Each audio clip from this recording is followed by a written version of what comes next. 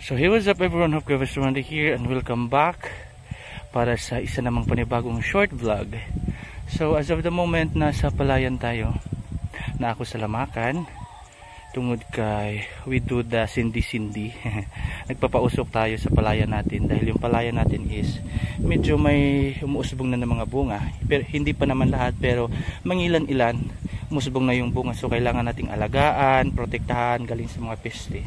Nakapag-spray na tayo ng lason, yung hilaw para sa mga peste, pero after kasi nang in-spray natin, inulan. So we're just hoping and praying na may mga kumapit pa naman na sa spray natin. Pero yun nga, dahil nga inulan, kailangan nating i-check, i-monitor lagi dahil sayang naman yung palay natin, atakihin lang ng peste. So ngayon, kahapon at ngayon, maaga tayo today. Hindi na ako masyadong maaga pala dahil may ginawa pa ako sa bahay. Andito ako ngayon sa Palawan para magpausok, para at least to minimize or lessen sa mga atake ng peste. No? So nagpapausok tayo yun sa mga gilid-gilid kung saan yung direksyon ng hangin doon natin pinupesto, para at least yung mga dito lang din na part kahit papano naaabutan ng usok, no? So sa ngayon ako ngayon nakatayo, nakasombrero. So yung ginagawa ko ngayon is yung paglilinis ng damo dito sa gilid ng pilapil. Tinatanggal ko yung mga damo, no? Hindi ko naman to matatapos talaga lahat, pero at least hanggat may pa tayo lakas, hanggat may gana pa tayo, hindi pa tayo masyadong pagod, magtatanggal tayo ng damo dito sa gilid. Kahit pa paano naman malinis-linisan, may mga part ng pilapil na malinis-linisan. So yun guys, yun yung update natin today. Wala kasi tayong videographer, kaya sarili lang natin yung nagvi-video. Ito yung mga ginagawa ko. So ito yun guys, tinatanggal ko yung mga damo. Kailangan talaga kasi nung before magtanim, pinisprayhan din to ng nagsispray tayo ng pangtanggal, pangpatay ng damo. Pero ang disadvantage kasi nun is yung pilapil natin siya parang marupok, yung madaling gumuho. So nag-stop muna tayong mag-spray at normal lang, parang kumbaga lang natin, natural lang muna natin na tatanggalin yung mga damo. Hindi na din ako ng mga tao na magtanggal kasi kinapos tayo sa budget.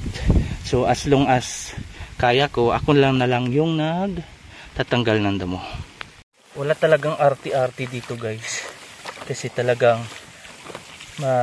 mapuputikan ka, yung kamay mo madudumihan. Tingnan niyo yung kamay ko, nagbabalat-balat na.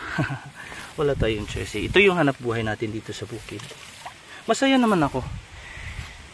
Nung una nahihirapan kasi baka hindi ko kayang mag-alaga ng palayan, pero kalaunan pangatlong tanim ko na to, medyo nai-enjoy ko din naman. So sumilong muna tayo guys kasi mainit-init naman. Mahangin, pero pinapawisan na tayo. Wala pa kasi tayong breakfast. Siguro nagugutom na din ako at siya nauuhaw na din ako. So sumilong muna ako dito sa maliit na tinatawag nating balay-balay. Dito tayo nagtambay pag nagbabantay ng palay sa mga maya. So wala lang, ang ganda lang din kasi mahangin. Kahit papaano napapawa yung pagod natin. Maya-maya uuwi na tayo. So mayang hapon babalik tayo dito para magsunog din, magpausok, para maprotektahan din yung palay natin. Yun naman yun sayang kasi pag hindi na naaalagaan. Nung nakaraan kasi yung dito na part dito, hindi siya napakinabangan kasi inatake ng buwag. Late na tayo nakapag-spray, so inatake ng buwag. Ayun, wala na tayong naani, pinakain na lang ng kalabaw. So sayang kasi mga dalawang kahon din kasi, mga dalawang part, dalawang bahagi ng palayan. So sayang, mga dalawang sana yung sako, sayang.